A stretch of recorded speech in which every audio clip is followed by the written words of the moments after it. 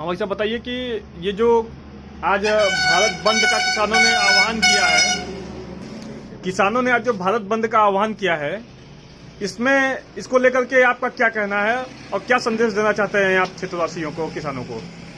आज जो भारत बंद का आह्वान है वो किसी किसान ने भारत बंद का आह्वान नहीं किया है।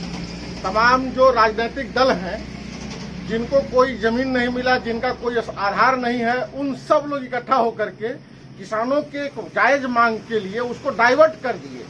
भारत सरकार पहली बार 2014 में नरेंद्र भाई मोदी की सरकार बनने के बाद जितना अधिक किसानों के बारे में सोची है, जितना अधिक किसानों के बारे में किया है, आज तक किसी भी राजनीतिक पार्टियों ने, कोई भी लोग अपने इस देश में उन किसानों के हित के बारे में कभी नहीं सोचा था। जैसे मैं आपको एक उदाहरण बताऊं, 2009-10 में गन्ने का समर्थन मूल्य 107 रुपया प्रति क्विंटल रखा था।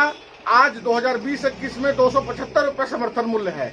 आप बताइए, मोदी जी कहते थे कि हम 2 गुना आय करेंगे और ये 275 रुपया देकर के लगभग 3 गुना के आसपास गन्ने का समर्थन मूल्य किए हैं। उसी तरह से धान और गेहूं का जो समर्थन मूल्य था उसमें भी कई गुना बढ़ोतरी हुई है।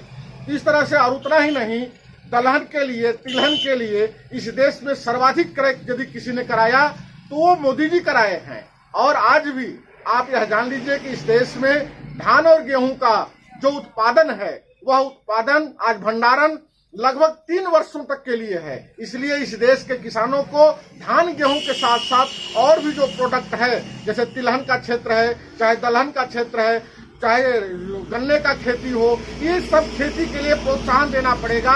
इसलिए आज के डेट में, आज जो मई महीने में भारत सरकार ने 3 बिल ले आया है इस देश में, वह 3 बिल किसानों के लिए बहुत जरूरी है, बहुत आवश्यक है। समग्र विकास के लिए, किसानों का चौतरफा विकास के लिए, किसानों का आय दोगुना करने के लिए।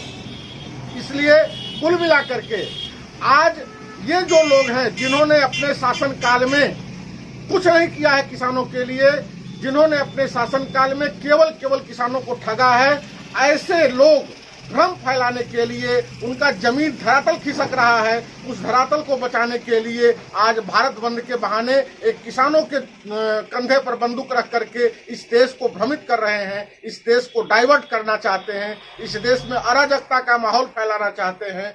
नक्सलवाद, ये जो कम्युनिज्म है, इसका एक जो विचारधारा, जो विदेशी फंडिंग के माध्यम से विदेश के लोगों के बल पर जो काम करते हैं, इन लोगों के द्वारा झूठ फैला करके इस देश के किसानों को बरगलाने का काम कर रहे हैं। नहीं, आपके अनुसार जो 3 बिल ये पास हुआ है, ये 3 बिल किसानों के हित को लेकर के है या इसमें कुछ खामियां भी हैं? निस्संदेह 3 बिल किसानों के हित को लेकर है, लेकिन भारत सरकार भी तमाम ऐसे जो किसान संगठन है, जागरूक किसान संगठन है, उन सब लोगों ने कहा है कि थोड़ा थोड़ा उसमें संशोधन की आवश्यकता है। वो संशोधन भारत सरकार करने को तैयार है।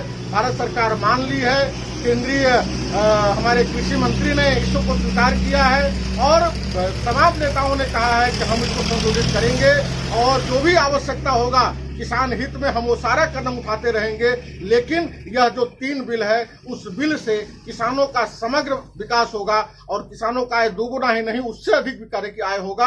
किसान समृद्ध होगा, किसान जगेगा। किसान इस देश का अन्नदाता भगवान है और किसान की रक्षा, किसान को 2 गुने आय देने का संकल्प भारतीय जनता पार्टी का, नरेंद्र मोदी का जो संकल्प है, वह संकल्प हम लगातार दोहराते रहेंगे और उससे अधिक करके दिखाते रहेंगे। यह देश 2014 से देखा है कि 2014 के बाद से लगातार यदि कोई चर्चा का केंद्र बिंदु है तो वो किसान है। किसानों के हित में हम हमेशा काम किए हैं। आप हैं भारतीय किसान मोर्चा के पदाधिकारी हैं और इनका मानना है कि जो 3 बिल है ये किसानों के हित के लिए है और इससे किसान का भला ही होगा, और जो विरोधी पार्टियां हैं वो किसानों के आड़ में यहाँ पर दुष्प्रचार फैला रही हैं। इसी को लेकर के इनका मानना है कि 3 बिल ये सही है। धन्यवाद आपका बहुत बहुत, सुन जी।